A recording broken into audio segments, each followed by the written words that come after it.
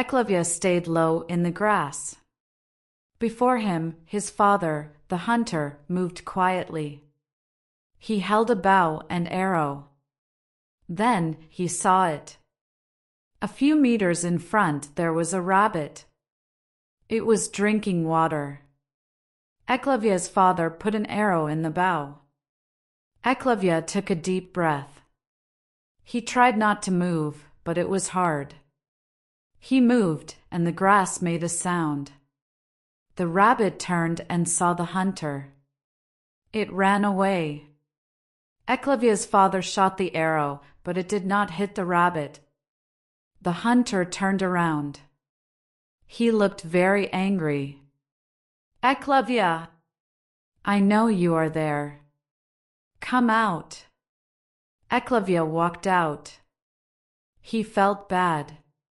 His father would hit him for what he did. But instead, the man looked happy. You want to be a hunter, don't you? Yes, I do. That is a shame. It is a difficult way to make money. He looked where the rabbit had been. We will have nothing to eat tonight. I'm sorry, father. But I will become a hunter. And I will catch rabbits every night. Don't be sorry. But promise me you will not become a hunter. You should be a builder. There will always be work then. I promise, father. But Eklavya was bad at keeping promises. As he grew up, he tried everything, building, making knives, even sending messages. He grew strong and fast. At night, he went into the forest and practiced moving quietly. Eklavya understood that he did not want to be a hunter. Really, he wanted to be an archer. He loved the sound of shooting arrows. He watched his father do it all the time. He could never use the bow himself, of course. Several times, Eklavya found some wood and made his own bow, but each time his father found the bow and broke it. When he became an adult, Eklavya traveled to the capital city. His father had a friend there. The friend said Eklavya could work as a builder for him. But Eklavya did not go there and instead went to the castle. I must see Dronacharya. Dronacharya was the archery teacher for the king and his family. He was the most famous archer in the whole country. Eklavya did not think Dronacharya would meet him. He was too important to meet someone like Eklavya. But Dronacharya wanted to know who this strange man was. What do you want? Please, I want you to be my teacher. I will study day and night, and I will do everything you say. Dronacharya looked at him coldly. You know the laws of the country. I am the teacher of the princes and kings, and I cannot teach my art to anyone else. If I teach you, you might become as strong as the princes and kings. That is not good. Promise me you will not bother me again. I promise. But as we know, Eklavya was bad at keeping promises. He thought the tall, powerful Dronacharya was amazing.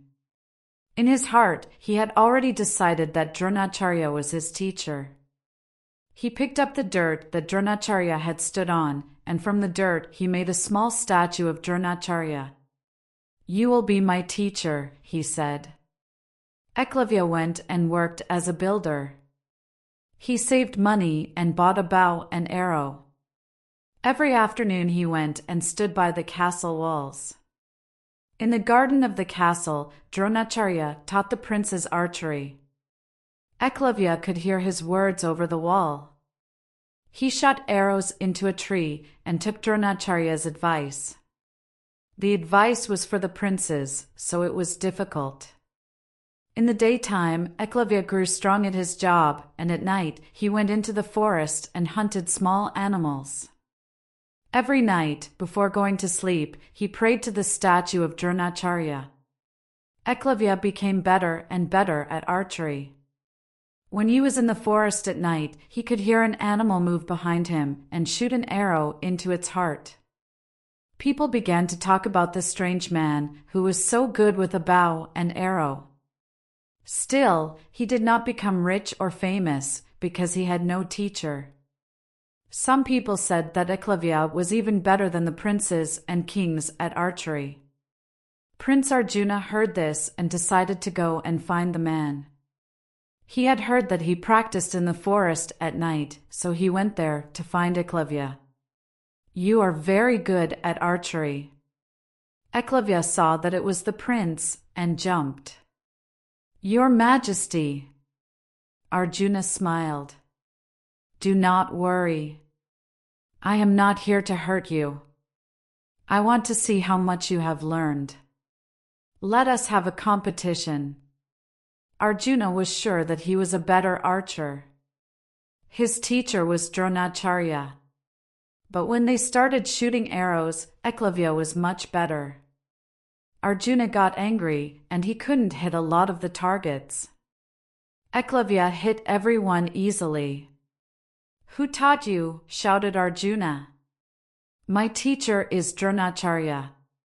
This made Arjuna even more angry. He took Eklavya to the castle and went to Dronacharya's room. The man was asleep, but Arjuna woke him up, shouting, "What is this? This man tells me that you are his teacher. You taught this man, and now he is better than me. You broke the law." Dronacharya yawned and looked at Eklavya with his cold eyes. "I know this man. He came to the castle years ago and asked me to be his teacher. I told him no." "Teacher," Eklavya said, "I stood by the castle walls every day and heard your words. I built a statue from the dirt you walked on, and I prayed to it every night.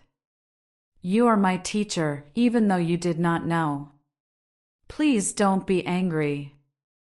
Arjuna was white with anger. Dronacharya looked at Eklavya for a long time and said, "Well, a student must pay his teacher. It is the law of the country. You have taken my words, but you have not paid me." "Of course. I will do anything." Dronacharya laughed. "Then cut off your finger. On your right hand." Without his finger, Eklavya would not be able to shoot arrows. Arjuna was very happy about this. Without waiting, Eklavya said, "Of course. Do you have a knife?" He cut his finger off right there in his teacher's bedroom. Then he thanked Dronacharya and the prince and left. Without archery and without his finger, Eklavya could not live in the capital city. So he returned to his hometown. The people there had heard stories about him. They could not believe that he cut off his own finger. "Why did you do it?" they asked. "Because my teacher told me to." Eklavya sat in the street and people gave him money. He talked to people about his story. They thought it was interesting and sad. People came to visit him and to hear his story. "You are the best student to ever exist," a man told him. "You show us how to be good students." People forgot that Eklavya had been an archer. Instead, they remembered him for his message, how to be a good student. He could not be a hunt or an archer, but he did not worry. He traveled through the country and showed students everywhere that they should listen to their teachers.